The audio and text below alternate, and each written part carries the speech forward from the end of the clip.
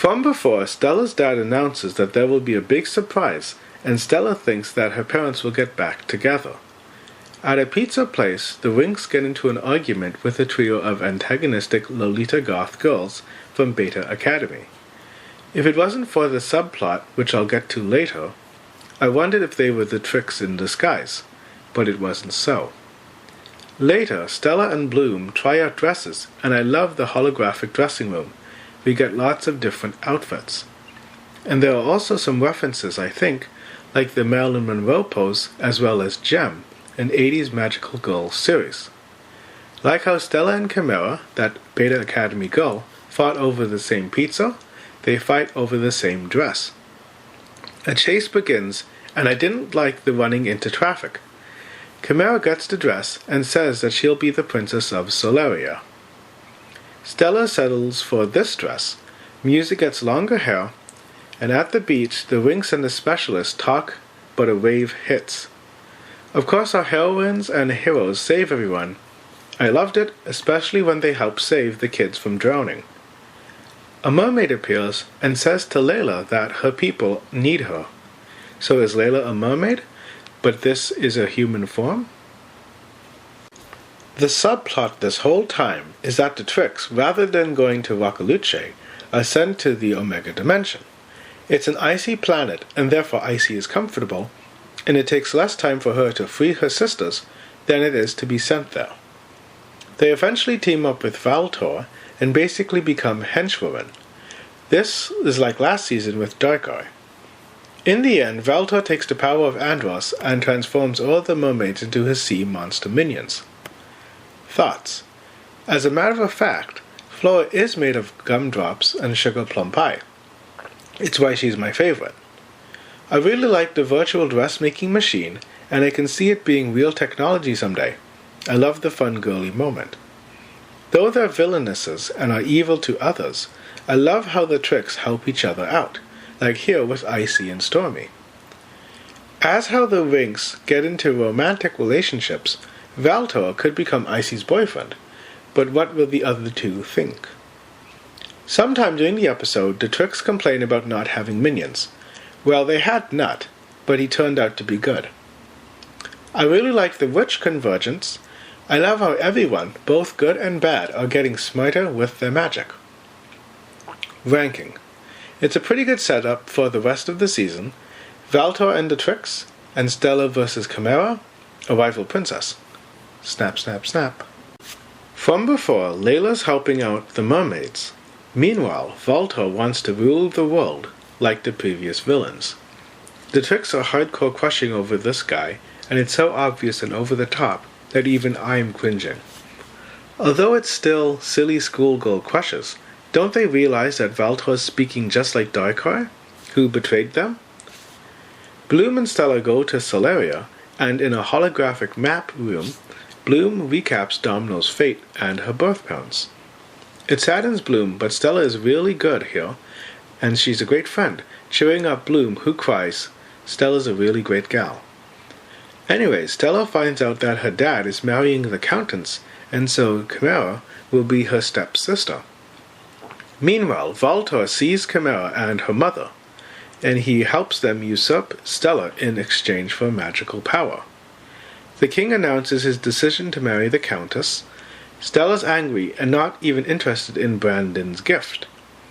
Here's a picture of Chimera. During a dance, she curses Stella by transforming her into a frog-like creature. The king and the guards are placed under a spell and try to attack Stella, but she flees with her friends. Thoughts? Since mermaids seem to be real, I wonder if we'll learn more about them, as how we learned about the fairies. I loved the shrinking magic for luggage, and I loved the good-natured, light-hearted teasing. Good times. In this scene of the girls getting ready, I'm Bloom. I'll say it looks nice as long as you leave me alone to relax. About Valtor, isn't he so creepy and stalkerish to spy on girls and women and enter their rooms unannounced? There was a strange encounter between Valtor and Bloom. I'm not sure why, since they don't know each other. I enjoyed the failed attempts of Chimera trying to outdo Stella. From the looks of it, she should have been named Medusa. Here are all of the dresses for your enjoyment. I think my favorites is Flora, with the purple and the green. I loved Brandon's reaction to Stella. Also, love Sky's reaction to Brandon's open-mouthed awe of Stella. When Stella leaves, I like how Flora helps Brandon out a little bit. I love how they all look out for each other. Flora has some really good lines about not hurting the guards and apologizing when she screamed. Ranking. Lots of relationship troubles seems to be starting with the Trix and Valtor, and now Stella and her family. From before, Stella has turned into a frog-like creature, and the Winx and Specialist help her to escape the guards. It's kind of ironic that this happened to the Winx most interested in superficial stuff, but it's nice her friends still love her. Stella worries about Brandon seeing her, but wouldn't he have seen her already at the party in the last episode? Anyways, I liked how the girls make Stella's condition a secret, but I'd rather go with the truth and see his reaction. The girls get chased by guard dogs, but the dogs recognize that it's Stella, and so yeah, dogs are better than people. Stella remembers how, as a little girl, she used to escape the palace to have fun, and she leads the Winx out. I didn't like the upcoming disgusting scenes, but I loved Techna's moments. Her plan reminded me of Darcy. Fast forwarding, the Winx and the Specialist need to find the Mirror of Truth, which could help Stella. All this time, the Trix fawn over Valtor and diss the fairies, even though the Winx have often beaten the Trix. I still don't get why the Trix are eagerly teaming up with another bad guy. Is it attraction to power, or is it him? In an analogy, it's kind of like the Trix are quote-unquote gold diggers, but they seek magic rather than money. Thoughts. I really liked the flashbacks since I always like seeing a character's history and how they've developed. In Stella's case, she's always been a rule breaker, and it's great to see these shots of her growing up. Though kinda stupid, I enjoyed Nut and Stella, or should I say, Nutella, and also liked Flora noticing too. Flora casts a spell on Brandon so that he only sees Stella's inner beauty, much like the movie Shallow Hal. I suppose the other guys can see Stella's reality, but they don't seem to make a big deal about it, which is good. Ranking. I really love the scenes of the girls looking out for Stella, and Nutella was kind of funny, but I wasn't into any of the cave stuff. From before, the Winx and the Specialists are trying to find the Mirror of Truth that can help out Stella. On their way, the girls look out for Stella and are really tactful around Brandon. It's great relationships all around.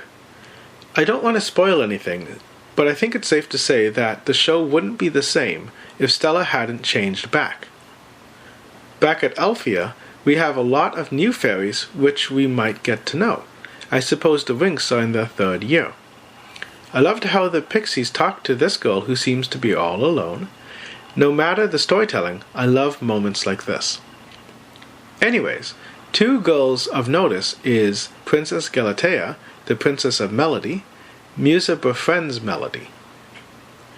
Another girl Stella gossips with, Nova, about Solaria. I predict both of these girls will become relevant like with Myrta. We learn of a new fairy form called Enchantix, which is earned when you sacrifice yourself to save someone else. Since you have to save someone from your own world, how would Bloom get hers, since her world's already destroyed? The story ends with Layla telling the Winx about how Valtor has taken over her home, Andros, and curses the mermaids. Thoughts. Brandon, what a guy. Just thinking about how much he loves Stella, and this is what he sees, makes me smile. Like with the guards, and not wanting to hurt them, we have Flora not wanting to hurt the giant birds either. I liked how the girls are comfortable enough around each other to have some slight teasing, but nothing is mean. Flora is so great in how she checks up on Layla, who seems to be really down. Flora always caring about others. Stella gives a really interesting line about hating to save Chimera, and this would be an amazing story to see. With Layla, is she a mermaid turned human, or is she simply that mermaids exist like how fairies and witches exist? Confession. I have seen the third movie, but since I don't know the events leading up to it, things aren't really spoiled for me. Anyways, I'll end this with some nice group pictures of the girls, even though Layla's always left out. Ranking. It felt like 2 half episodes together. Even though they're in high school, I'd support Stella marrying Brandon. From before, the Winx are going to Layla's home of Andros to stop Valtor, who has become a major threat. Stella and the Pixies recover for them by pretending that they're sick. I always liked naughty Stella. The Winx, without Stella, meet Layla's parents, and I always love positive parent-children moments. A lot of action in this episode where the Winx try to help mermaids, but then battle the tricks, and Bloom meets Valtor. Layla confronts him and he blinds her. It's kind of like Darcy's blindness spell, but this seems much more serious. Thoughts. Some light-hearted stuff first. I love the Stella scenes. It's so cute, so funny, so adorable. I couldn't get enough. These tricks? Girls, come on. You should be embarrassed to be so obvious with your hopeless head-over-heels crushing. And if you're not embarrassed about that, then at least be embarrassed about your fighting skills this episode. For example, earlier, Icy had fire powers, and so why didn't you use them? It's like you're asking to get defeated. Anyways, I like that split-second moment where the monster was transformed back into her beautiful mermaid self. It's obvious I really like Flora, but wow, she is a weak fighter. Seems like she needs more help than others. Bloom meeting Valtor was interesting, but probably underdeveloped. I would have liked more Domino history. Expectations. It's a serious episode with the curse on Layla, but, like Stella's creature transformation, it will be cured. Ranking. I really like the minor silly things, like Stella and the Pixies, much more than the main battle and Layla's curse. From before, Stella and the Pixies are pretending to be the Winx, who are at Andros helping mermaids. A mermaid named Tressa leads them underwater, but a kraken messes with Layla, and there are more monsters. They save Queen Ligeia, whose scepter can help Layla, but unfortunate events happen, and the Queen's dying. Layla sacrifices her sight for the Queen's life, and in doing so, Layla gains her Enchantrix, but is still blind. Thoughts. Light-hearted stuff first. Like before, I love Stella's antics and the pixie impersonations of the Winx. I don't want to spoil the fun, but I absolutely love the Stella impersonation. I enjoyed these scenes way too much.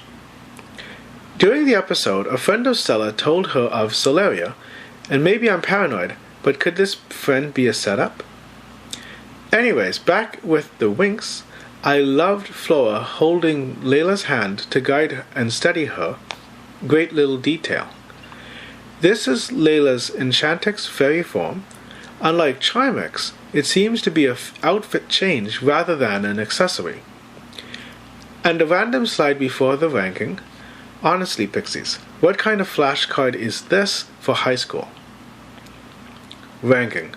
It's neat to see how the sacrifice for earning an Enchantrix, and I can't wait to see how the other girls will earn theirs. From before, Layla became the first Winx to earn her Enchantrix by sacrificing her eyesight to help Queen Ligeia. But, as expected, Layla regains her eyesight, apparently by using her own fairy dust that can undo evil spells. Not only is Layla better now, but these Enchantrix powers can also be earned by the other Winx.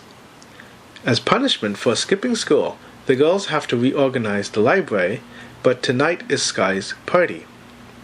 We get a great sequence akin to My Fair Lady, where Stella and Layla help Bloom be a proper princess. Initially, Bloom fails miserably and it's great to see Tune silently judging her and giving many unimpressed reactions. The episode ends with Faragonda saying that she was part of the Company of Light that stopped Veltor a long time ago. All this time, the Trix and Veltor are attacking communities and stealing their magic. They strut with swag. Eventually, we meet Diaspro, who's angry with Sky, who is with Bloom, and not her. Veltor arrives and gives her a potion. Thoughts. Griselda was great in listening and not punishing right away. She's a rule enforcer, but she's not heartless. Also, when Layla was cured, she smiled. I love seeing teachers portrayed as actual people and not as human textbooks. I loved how all the girls are there for Layla. I love girls supporting each other rather than tearing each other down.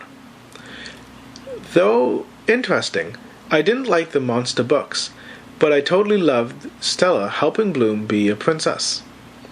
Of course, I couldn't omit what is, quite simply, the best Bloom's ever looked in the entire show. What a babe. With Veltor, the Trix are wondering if he's interested in Bloom. They're envious, but it's not like there's 3 of him. I loved Stormy raging, and I truly wonder if the Trix will ever be paired up, like how the Winx have been. With Veltor Diaspro, again, he enters unannounced and messes with teen girls. Realistically, this is predatory behavior. I'll end with a fun slide. Thinking about it, Faragonda was indirectly complimenting herself while talking about history. Ranking. At first I didn't care about Layla healing herself, but thinking about it, it was just like Bloom in the Season 2 finale, so I'm okay with it. From before, the Winx are going to Sky's party at Heraklion, where he'll announce his love for Bloom. In short, Diaspro basically drugs Sky into loving her and into attacking the Winx, who are called witches. A lot of action, with even a Sky-Bloom fight, lots of good moments from other specialists helping the Winx. All this time, interestingly, Veltor and the Trix are just watching. They just set up conflicts and watch it unfold. The Winx will eventually flee, but Stella has to save her dad, and sacrificing her stuff, she earns her Enchantrix. Thoughts. Bloom's fear that she can't earn her Enchantrix because she can't save anyone from destroyed Domino. With this episode, oddly, I liked Riven. Or at least I didn't dislike him as much as I normally do, due to his one-liners. Flora is romantic as usual, but without Helia for some reason. And with the guards, she'll fight but not hurt them. As for the main story, why didn't Bloom think that Sky was under a spell, like how Stella's dad was? Stella's really good here. I loved how she wanted an answer from Sky after hurting Bloom, and how she saved her dad. To me, we missed a huge opportunity for a character story and personal test for Stella in her not saving Chimera. Some random slides. Based upon look, Diaspro reminds me quite a bit of Applewhite from Ever After High. We get to see a lot of nice dresses again, and it's obviously a fantasy show since the girls can run in them. Expectations. Last season was a simple teenage romantic issues, but now I expect more epic love conflicts. Veltor suggests Diaspro's potential future. If Layla can be a Winx, then maybe Diaspro can be a Trix. Ranking. Action-packed episode, but kind of predictable since we've seen all the setups. It's too bad about no Stella saving Chimera. From before, Bloom's heartbroken over Sky betraying her for choosing Diaspro and attacking the Winx. Additionally, some parents worry that Bloom's a threat to Althea. She's not kicked out, but she does take a break. And the parents tell Bloom what she should have figured out all along. Maybe Sky's under a magical influence. Eventually, the Winx go to Sky, and Stella cures him with her fairy dust, but they're in trouble for leaving Althea. It ends with Layla in an arranged marriage to Naboo, with arranged marriages mentioned in this season's first episode. Thoughts. I love the Winx cheering up Bloom, Farragonda not kicking out Bloom, the parents, and Stella. One of my favorite moments was Stella impersonating a parent, and I hate to admit, but caregivers do sound like that. I'm conflicted with Riven since he's right about what he says, yet he's still a jerk, but I did like the parking line. Overall, I had a big Season 1, Episode 18 feeling since there, Bloom returned to Earth after learning about Diaspro. As for Sky attacking the Winx, I'm sorry, but I simply could not take him seriously with these crazy eyes. I wonder if that dance is always necessary for Enchantix's powers. It's pretty, but it might get old and overdone. Also, really great to see Brandon help out the girls like that, and letting himself be captured so that they could escape. Ranking. Loved all the support for Bloom, and there was also lots of background and history stuff coming from Farragonda.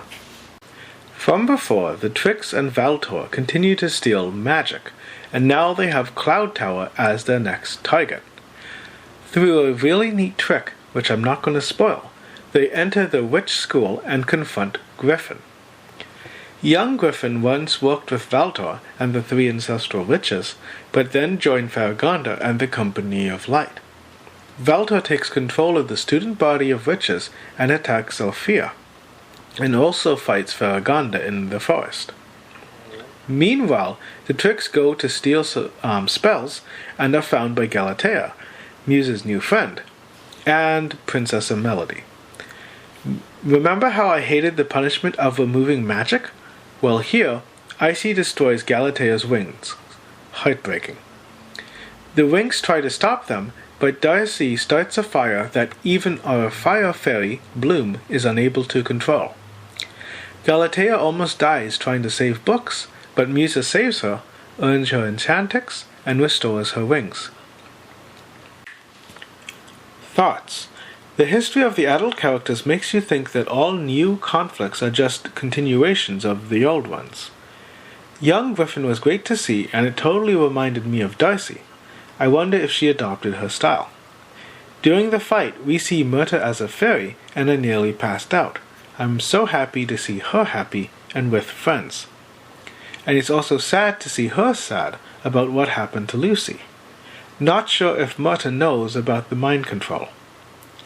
It's a really interesting musical messaging system. It reminded me of echolocation, and will we see it again? As bad as the broken wings were, due to the nature of storytelling, I knew Musa would gain her powers here. I really hate the burning of books in general, and especially in real life. This scorched earth policy is really evil. A fun slide. Without spoiling, I wonder how those witches felt when they realized that they were patting Valtor's butt. Ranking. I love this whole episode, but Cloud Tower really needs to become more than just a place for easily controlled witches. From before, Farragonda was battling Valtor in the forest, and the Cloud Tower witches are under his control. The Winx and the Pixies look for Farragonda, and we get to see their cool detective outfits. Piff's is my favorite. The Pixies investigate while the Winx go to Cloud Tower. Meanwhile, Valtor insults and bosses the Trix around. The girls meet Myrta, who's sad about Lucy. They find the other witches in suspended animation, and Valtor tricks Myrta. Personally, it seemed obvious and too convenient for it not to be a trick. Anyways, eventually they find Griffin. And the Pixies find Farragonda, who's imprisoned in a tree. So I expect our Nature Fairy Flora will help us somehow. And additionally, this guy, who pretty much has to be Layla's arranged husband, has found his arranged wife. Thoughts.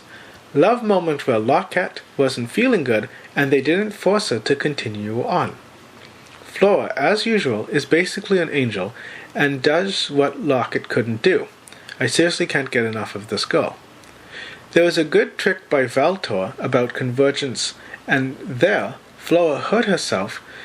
However, she helps out Bloom, who's hurt as well. About the tricks. Though I suppose villainesses are attracted to villains, girls, be with guys who treat you better and don't fight for a guy. Ranking. Wasn't really into this episode, though it did give concrete story points, and I liked the Pixies and Flora. From before, to save Ferragonda, who's stuck in a tree, the Winx go to Linfia, Flora's home, to get a cure. Stormy gets some special powers, and so the Icy and Darcy are jealous. It's as if he set them up to fight over him. At Linfia, we meet Miel, who's Flora's little sister. She's such a cutie. But was there any hint of her existence? In short, a special tree can help Ferragonda, but more importantly, how cute are these two? I'm squealing. Both Winx and Trix reach the tree and they fight. Not only magically, but also physically, and I was so surprised. Anyways, Flora's about to be hurt, but Miel gets in the way. If she was a Winx, she would be an Enchantix. The next scene reminded me of Fluttershy in the MLP Season 1 finale. Flora goes absolutely hysterical. And then Flora earns her Enchantix by sacrificing herself for her sister, and I'll speak more about the transformation later. The tree throws the Trix into the water, and it makes them adorable preteens. And yes, I'll talk about each one later. The episode ends with the Winx saving Ferragonda, but more mysteriously, there's this guy who's stalking Layla. Thoughts. Going chronologically, Lucy is one of Valtor's henchwomen, specifically a spy. I want to meet more witches. To me, the new witches would be better than the Trix, who are becoming their own worst enemies because of Valtor.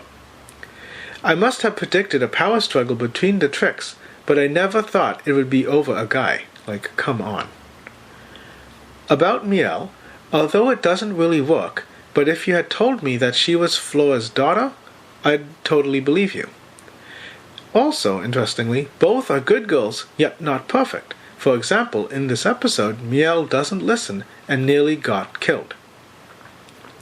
Now, as I said, I'll be talking about Flora's transformation, and I'll do this by talking about the 4 scenes so far. Here are the faces. All the screenshots are based upon the first Enchantix, so that explains Layla's eyes. Here are some strategically placed sparkles that cover them while their dresses materialize. It's so shiny. And the dresses along with their new wings and longer hair. Unlike Charmix, it's an overall transformation. Along with the look, to use fairy dust, the Winx need to outline a particular shape. Flora's is a 4-leaf clover. Now for the Trix. Not as high schoolers, but as middle schoolers, and so here are my comments for each girl. Icy. A tomboy, sporty girl. Her shirt looks like a simple sports jersey, and I can imagine sweatbands and a whistle. Darcy. A blend of Griselda and Stella's hair, as well as Stella's top from Season 1. And I also guess Darcy wears contacts now. Stormy has poodle-like hair, like her disguise. Overall, I love this scene, though they forgot what each other looked like. I'll end with a question. The Harpies look like Lucy to me, and so I'm wondering if that explains her looks. Ranking. Miel is as sweet as honey, and no, I'm not sorry for that bilingual pun. Loved Flora as a sister and the young Trix. Because I start my reviews with a recap of what happened from before, I'm going to end here, because the 13th episode starts with another storyline. And so that's my reviews for the first 12 episodes of the 3rd season of Winx Club. My next Winx video will be from episodes 13 to 26.